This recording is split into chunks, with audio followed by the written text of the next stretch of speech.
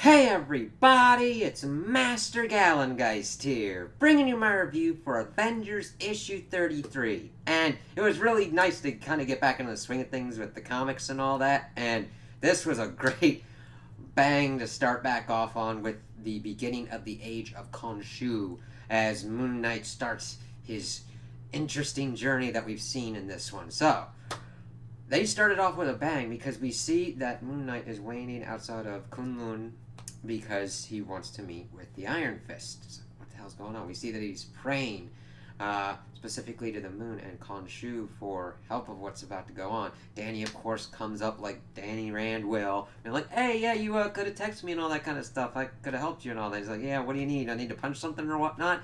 It was just really kind of cool before you really see that Moon Knight really isn't engaging in any kind of conversation until it gets to this point. He's like, I require the Iron Fist. He's like, yeah, what do you need me to punch? He's like, you don't understand. I require the Iron Fist. And then they start fighting, and it's really kind of cool. And it just, we really need some more martial arts kind of comic books because I love seeing Danny and Moon Knight fight in this because they go through the various different forms of the different martial arts techniques that they're using with like certain palm deflection techniques and everything. As Danny's like, what are you doing? You're acting kind of crazy. This really isn't awesome. And of course, he's getting in some really good hits before he starts. Moon Knight starts using his own kind of martial arts techniques against him, saying, "They say I would be crazy, but this is the most sane thing for me to do." As he just starts taking Danny down because Danny was kind of thrown off for a minute for what was going on with the moon. And evidently, this is a super moon, as we learn later in the issue, and he uses one of his ankhs to siphon off the Iron Fist, and that this is like the sanest thing for him to do. It's like, what the hell? We switch over then, and we see that Doctor Strange is in his sanctum and dealing with a fuck ton of mummies. He's like, what the hell is going on here? Why is this happening? Also, these mummies are also being controlled and used by pretty much followers of Khonshu, like wizards and stuff. It's like, ooh, moon wizards and shit. Have to see how that kind of works out. But of course, we see Moon Knight in another one of his forms, Mr. Knight, I believe, because he's in a suit and everything.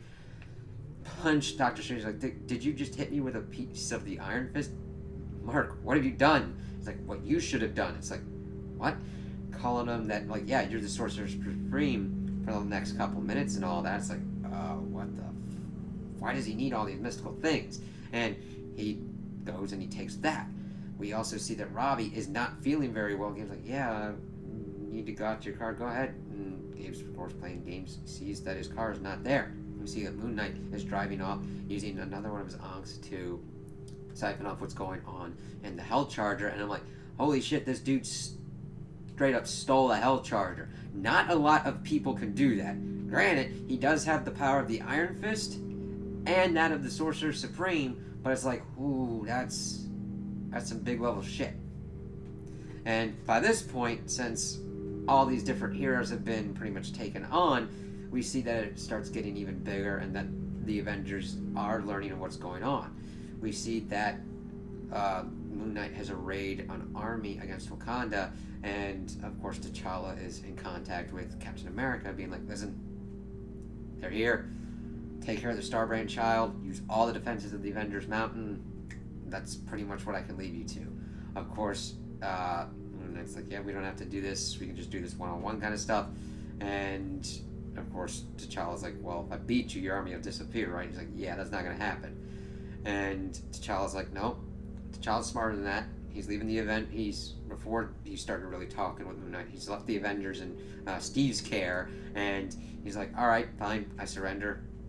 Take me with you. He's like, no, I don't need you. And he tries to use his ankh, but it doesn't work. He's like, yeah, my power's in my blood, so lead the way. It's like, ooh, this will be interesting. T'Challa's gonna be a sassy motherfucker on this dude. So we'll have to see how that kind of works out, because it's going to be kind of a prisoner situation for T'Challa, but the thing is, he holds more of the power because we don't know. I'm not as well versed in Black Panther's power set with what goes on with his ancestors' power and everything.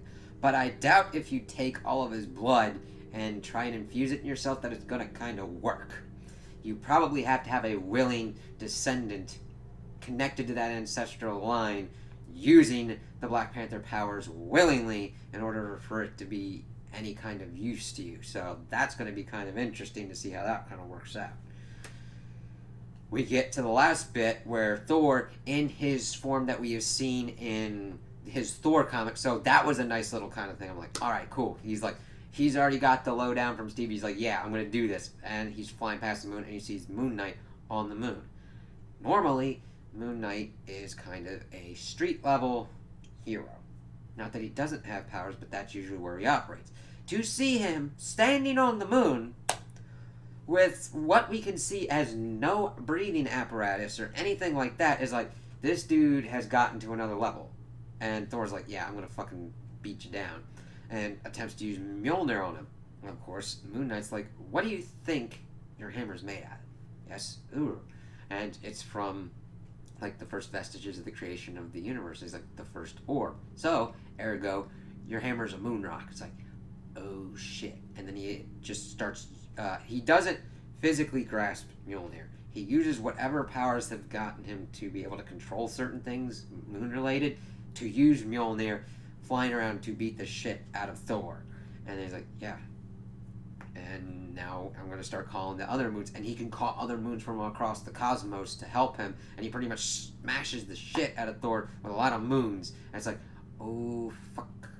So then he's got Mjolnir floating by his side, saying, okay, this is what we've got. Black Panther's being an unruly and really isn't going to be helpful. The Phoenix is in the wind, and they don't know where the Starbrand child is. So he is looking for these other power sources, but then this other entity is talking to him. He's like, it doesn't matter. We will use what we've got and go and fight and save the world. And we see that it's Khonshu, and evidently he has been doing this to fight the devil. And I really like how he goes through each of his different kind of personas that are usually in his head and talk about why he is doing this, and that they all are in concert with this one framing of this one purpose. It's like they are doing this to fight the devil. It's like, oh shit, is this like Mephisto? Is this some other kind of devil related to Egyptian mythology and all that kind of stuff? I'm like, shit, man, this is a great way to kind of kick this off. And I'm not that well versed in Moon Knight, but I really liked how they set this off. It's like, wow, okay, they did a good job of really setting this up to the point of you don't really need to know much about Moon Knight to delve into it and really be like, holy shit, we know he is on a mission. We see him going on his mission to do these things and acquire these magical and mystical energy sources because he needs to go fight the devil. It's like, okay, let's see how this works out and what Khonshu's actual plans are. So I can't wait to see where this goes in the next issue. So those are my opinions on the issue. Tell me what you guys think in the comments below. If you liked it, if you didn't like it, if you agree with me, if you disagree with me. Also like and subscribe, and I hope you have a good day.